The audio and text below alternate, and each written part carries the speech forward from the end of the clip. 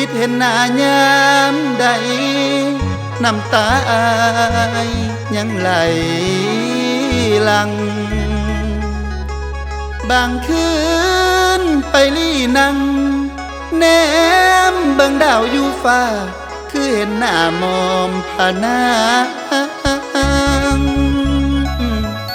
และคิดฮอดเด้ข้าวเอานั่งนอนแนบข้างอยู่กองลางล้มกันน้องว่าสายเป็นจันทร์ส่วนว่านางเป็นดาวน้อย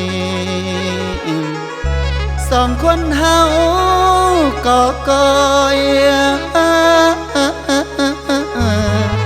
สิหักกัน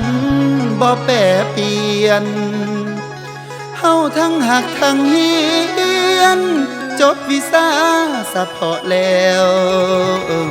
หาเวียกงานเฮ็ดใดสิขอเจ้าเข้าวิวาเดนอ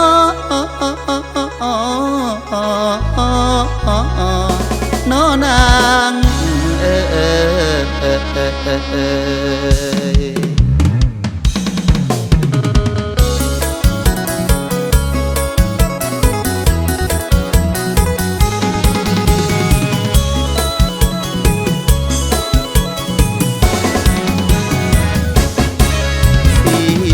หลังจบม.ปลายเป็นตาหน่ายเดวาสนาเฮาน้องไปเรียนปริญญาตรีส่วนอ้ายนี้เป็นสาวนามาหาเต่าบ่มีเงินไปเรียนต่อคือเขาบ่มีเงินไปเรียนต่อคือเขาเส้นทางสองเฮาจึงแยกคนละทางน้องไปเรียนเมืองใหญ่ตอนใหม่ๆฮักยังหวานบ่จางยามโทรยามแซดหานางยามโทรยามแซดหานางทุกสิ่งอย่างยังมั่นคงตามเดิมอาการเริ่มตอนปีสองน้องมาเปลี่ยนหมู่นักเขียนห่วมห้องไม่ป้องเจ้าเฝ้านั่งลมหักอ้ายลมสายคนไม่เขาแสงสิทธิ์หมู่สนิทมาเวียนเลยเปลี่ยนเป็นแฟนจอยเขามาอ้อยมาคอยเอาอกเอาใจย้อนความสิทธิ์ไกลพาหัวใจอ่อนไหวเอ็นเอียงเลยลืมหนุ่มหน้าคนนี้ที่เคยหมายมอบกายอยู่เคียงสุดท้ายอายได้เป็นเพียงคนหักเก่าที่เจ้าลืมลาไหลเสียใจเด้เงินคำที่อายส่งเสียใจเด้เงินคำที่อายส่งหาหลอกทงหลอกหวยสอบแนวค่าส่งขายย้อนว่าอายลงเสื้อคนดีจบปริญญาตรีสิแต่งงานคือเว้าให้เขาหักเจ้าจริงใจอย่าน้ำตาไหลคืออายเด้อล่ะให้สมใจปรารถนาจบปริญญามาให้หังมีเงินคำจำใจเอิญอำลาห้องสั่งทั้งที่ยังหักเจ้าหักเจ้าสิทนเศร้าเกลือนางหักอายห่างเป็นนางซึ้งสมหวังแต่ก็ยังดีใจ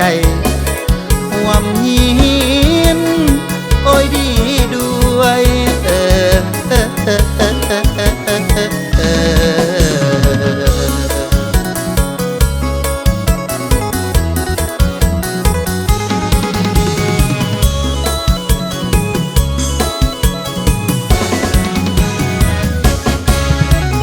เขามาอ้อยมาคอยเอาอกเอาใจย้อนความสิทธิ์ไกลพาหัวใจอ่อนไหวเอ็นเอียงเลยลืมหนุ่มหน้าคนนี้ที่เคยหมายมอบกายอยู่เคียงสุดท้ายอายได้เป็นเพียงคนหักเก่าที่เจ้าลืมลาไหลเสียใจเด้เงินคำที่อายส่งเสียใจเด้เงินคำที่อายส่งหาหลอกทงหลอกหวยสอบแนวค่าส่งขายย้อนว่าอายลงเสื้อคนดีจบปริญญาตรีสิแต่งงานคือเว้า